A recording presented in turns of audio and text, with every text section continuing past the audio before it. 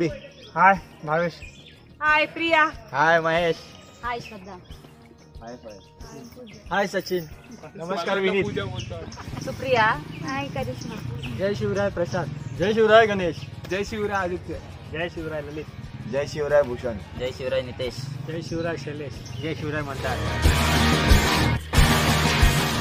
3 माच्या आणि 1 बाली किल्ला आहे.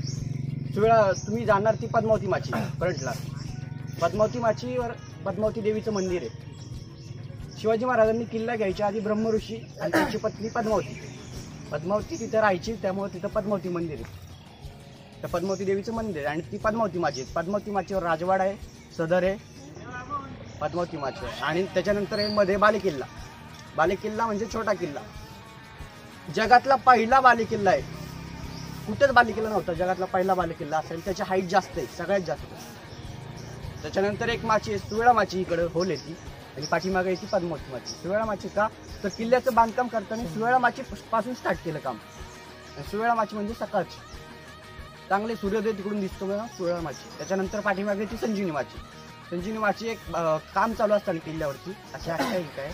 आणि झाडी पण येते, संजीवनी नावाची झाडी आहे तिकडं, त्यामुळे तिला नाव संजीवनी आहे. किल्ल्याचं काम चालू असताना बालेकिल्ल्यावरून एक माणूस खाली पडला, तो वारला नाही, मेला. एवढ्या उंचावरून पडून, दगडावर पडून माणूस वाचला, म्हणून संजीवनी माची.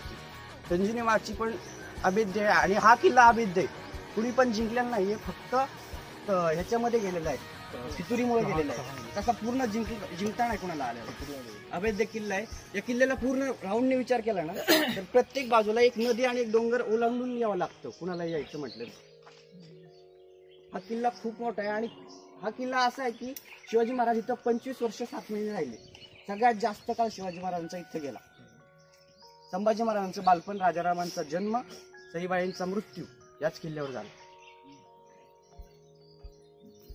2010 साली स्वित्झर्लंडमध्ये एक म्युझियम ओपन केलं. त्याच्यामध्ये जगातले 14 टॉप किल्ले आहेत, त्याच्यामध्ये राजगड. बघा, पाहून या, नंतर सांगा.